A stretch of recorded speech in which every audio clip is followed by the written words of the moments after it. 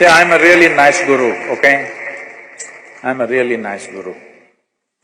Because I'm not telling you, this is the thing to do.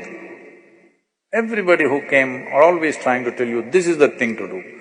I'm just telling you, do whatever the hell you want. Do it well. And that cannot be done without involvement, isn't it? Huh? Small things and big things. Will you do it with total involvement? How you wake up in the morning, total involvement.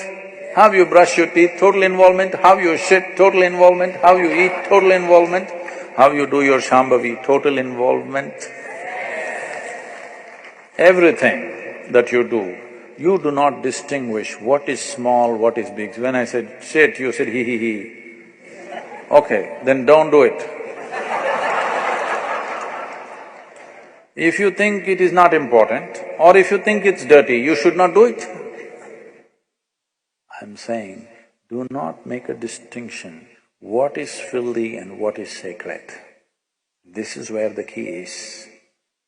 Because involvement means unprejudiced inclusion also. The moment you say, this is sacred, this is filthy, can you involve with the filthy? Hello? You will be constipated. Yes, and then nothing will work.